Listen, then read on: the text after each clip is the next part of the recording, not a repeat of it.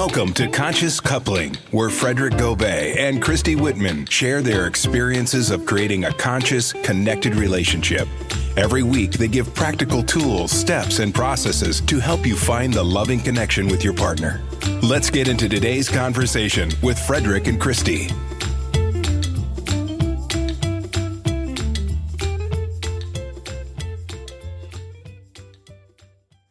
Hey, hun, I need to talk to you about something. What, now? That's what I get. So, this show is all about timing. And when you have something that's urgent for you, it may not be the best timing for your partner. So we're going to talk about today about timing and how important it is. By the way, I may yawn through this episode. We just got our puppy. We talked about on other episodes how we were wanting to get a puppy and he wasn't ready, so we're the timing of all that. So that'll be for another story for another time of how that whole thing manifested from him being completely closed down to having a puppy to now him like massively in love with this puppy and having a puppy. But now I'm tired. Yes, and I broke down. I finally said, yes, let's do it. Let's get a puppy. We can do this. And I don't know if we really can do this, but... We're 3 days in. And we got howling in the middle of the night happening, but yeah. we're surviving. Puppy doesn't like his crate. Yeah, but we're good. So timing.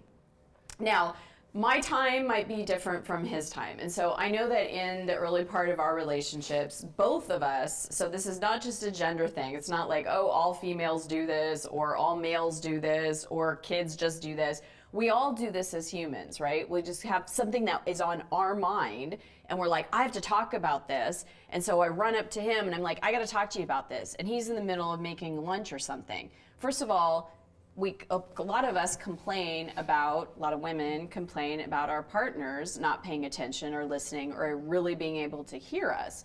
Well, when you work with this part of timing that we're going to discuss today, you've got his undivided attention because he's agreed with you. Hey, I want to talk to you about this kids' soccer this weekend. Right now? No. Let's talk after we drive the kids off for school or after you're done with when is good for you? So you check in with each other. I've got this to talk about. It's on my mind. What I've done lately is started writing a list of, hey, we got to talk about the taxes, we got to talk about the soccer tournament, and we got to talk about my mom's birthday. When's a good time to sit down and talk about it? And we'll actually make an appointment. Okay, well, I'm going to drive the kids, I'm going to go work out. Can we do it then? No, I've got a client then, but I'm free from this time to this time. Great. You want to grab lunch? Yeah, let's do it over lunch. Perfect.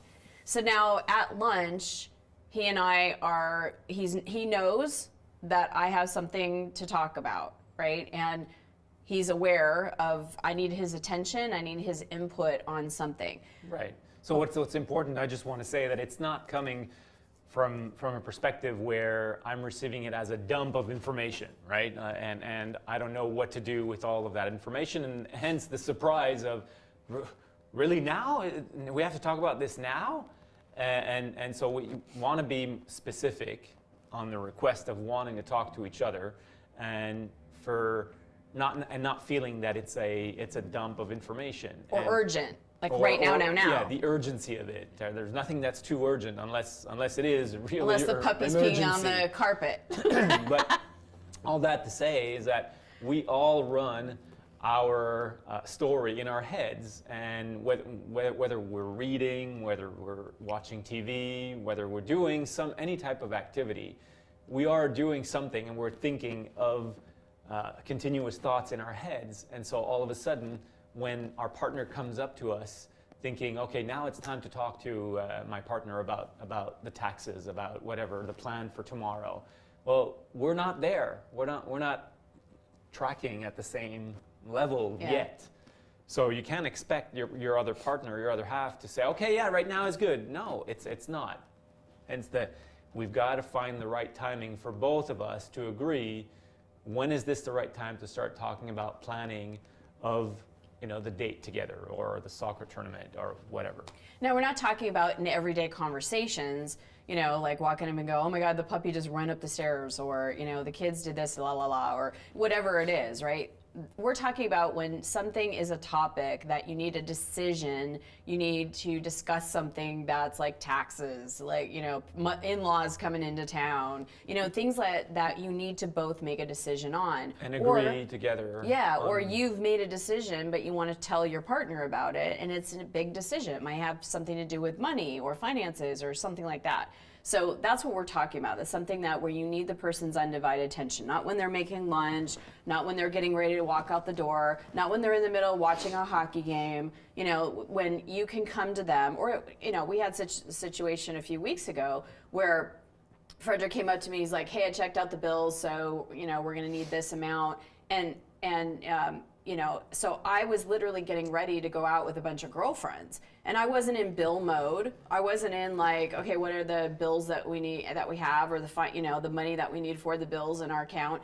It was like I was in, I'm gonna get to go play with my friends mode. I was all dolled up, ready to go, literally almost like grabbed my purse to get up and go, and he came into the office and just said that to me. It was like, God, the timing on that was just bad, right? And so, perfect example of him saying, hey, hun, I got to talk to you about the bills. Can I do that now or when you get back? And then I would have said, no, I'm walking out the door. Let's do it when I get back. Perfect, right? And we realized this because in our marriage, this did cause some conflict. And we see this with the couples that have been in our couples retreat, the couples that we coach together, is that timing is one of those things that it can just really knock someone off of their path and really knock someone off of what they've got going on. And other examples that we've just understood as we communicate about timing is like he would come, like he's a night guy, right? I'm more of a morning person. He comes alive at night. So we would be sitting there and I'm like, you know, I usually do my 3 warnings of I got to go to bed, and then I wait a little bit. I got to go to bed. And then usually on the 3rd time I'm like, I got to go to bed. Yeah. So and then I become the vampire. Right. But right before I kind of make that announcement, or even between, he used to say, oh, by the way, I talked to the accountant today and he needs this and this and this. And then I would be like, are you kidding me? Like, I'm winding down. And now that jolt of information, because I'm such an accomplishment junkie, now I'm thinking, it's like a dog with a bone, right? Now I got this to do. And so I could go to sleep, because now I got to get this for the accountant. So instead of going to bed, I would then go downstairs in the office and, you know, get what I needed for the accountant. My mind doesn't work that way. So, and same thing with him. I can't wake him up in the morning and go, so I need to talk to you. Are you going to drive the kids to school? Because I'm going to go to the gym, and actually Leslie's going to come over and we're going to go to breakfast. He'd be like, whoa. Too much information in the morning. So you can see how basically it can cause it's a source of frustration, and it can cause conflicts. Does it ever, you know, happen where it never will never do that? No, it comes back. There's a way that to figure out, oh, okay, I just said that. I just came to her, as she said just recently, came to her without asking her, you know, is this a good time?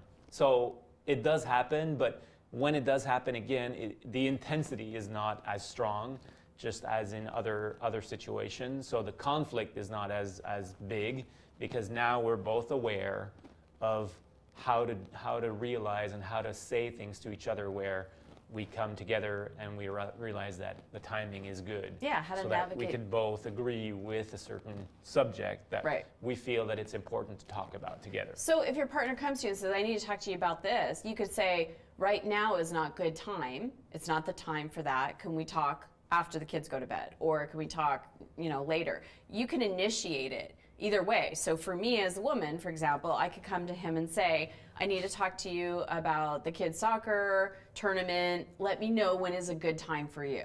Letting him know that it's not right now that I need to talk to him about it, but let me know what's good for you, because now I'm respecting him, I'm considering him, and then he could tell me what's good for him. Perfect, love. I'll receive what she's saying, and then I'll respond according to my schedule. Either I say, perfect, love, I'll come back to you, I'll check on my schedule, see what is the best moment, best time, or I'll just let her know, perfect, I'm ready to talk to you, you know, let's do it tomorrow at breakfast together. Yeah. So we can spend the time doing that. And then the other thing is if your partner, you know, comes to you and says, hey, I got to talk to you about the bills, or hey, I got to, talk to you about the accountant, or it's important I give you the schedule right now for the, it's like, honey, it's just not the right timing. I'm not going to be able to be present with you. I really need to focus on what I'm doing. So like he'll come in my office sometimes now and go, hey, I got to talk to you about this. I'm like, I'm just getting on a client call. I got to focus on what I'm doing. Or I'm about to teach a class. So can I talk to you about it after? Sure, no problem.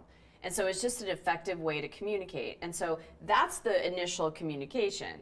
And then what happens is that stick with the agreed upon time. Now, obviously, your relationship is not a business. So it's not like, okay, we had an appointment at 2 o'clock today.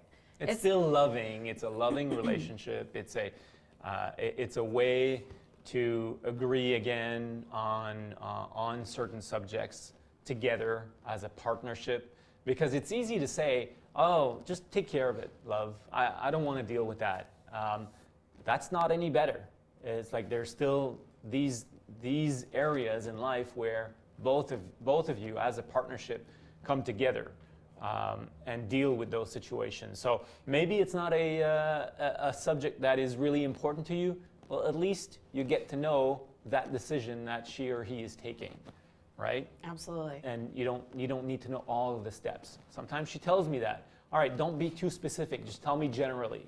So I'll tell her, okay, I've handled that situation. It's being taken care of. I just want you to know it's done.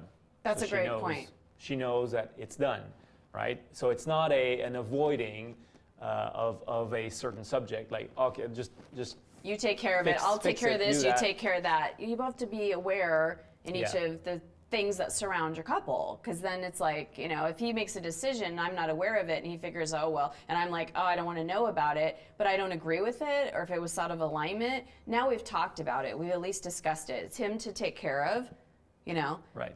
No surprises. Right. That again can arise into conflict, drama, or absolutely. situation that we don't necessarily want. Yeah. Right. We don't want him to be the rescuer of something and then us feel like a victim of something. We're going to get into the drama triangle and how that interacts in our relationships. I know there's been some people that said we'd love more information on parenting inside the drama triangle and how we handle it with our kids and things like that, which we will be covering up in other episodes. But so for today, with timing, approach your partner with, hey, I need to talk about this. I'd like to talk about this. Is now a good time? Or when would be a good time for you?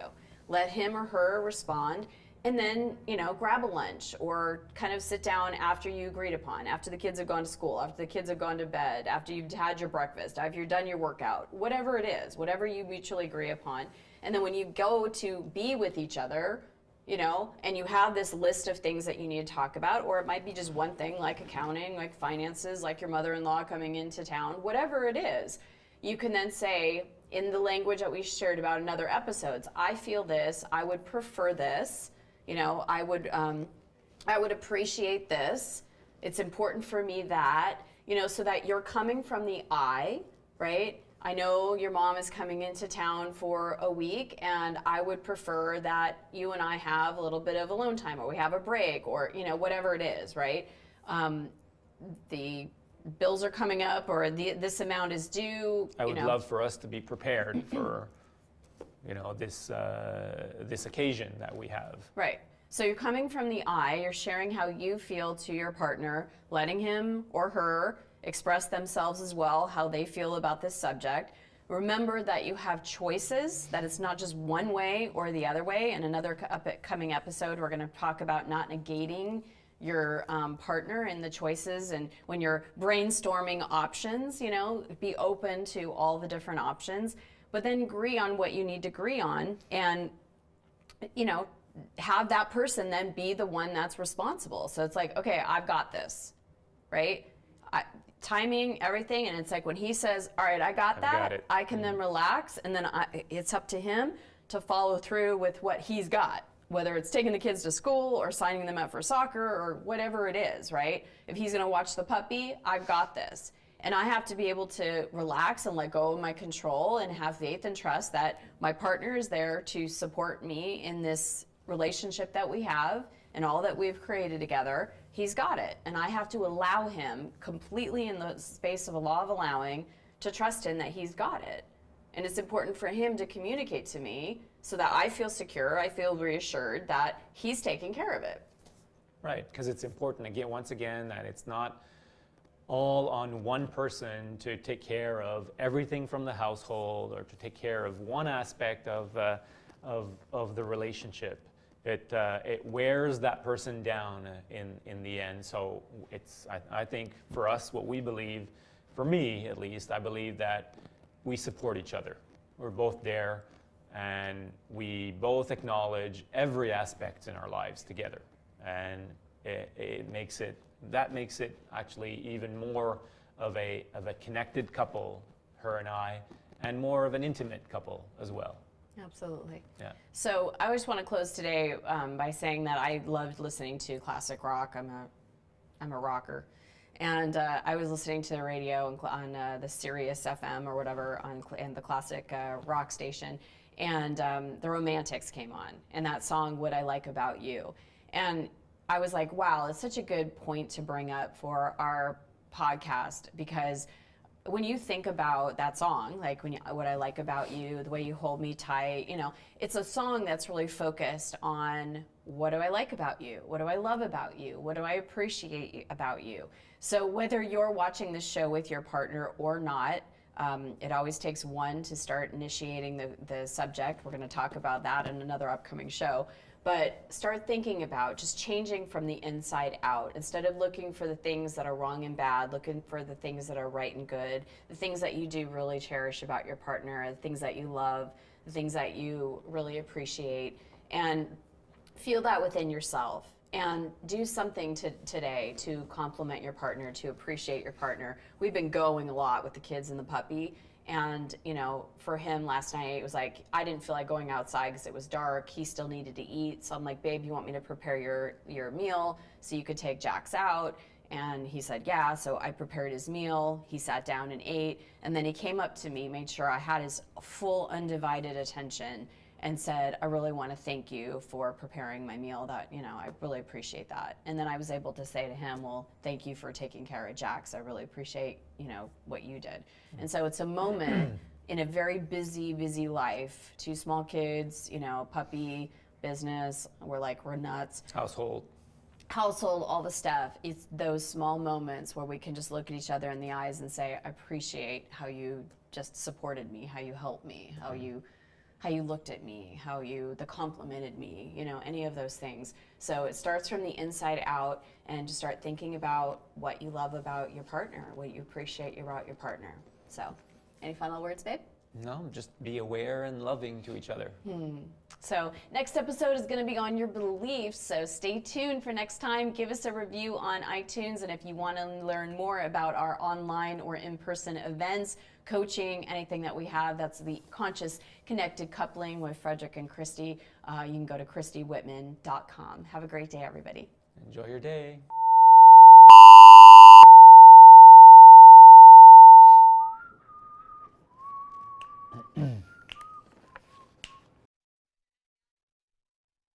Don't put your head down, you see your bald spot.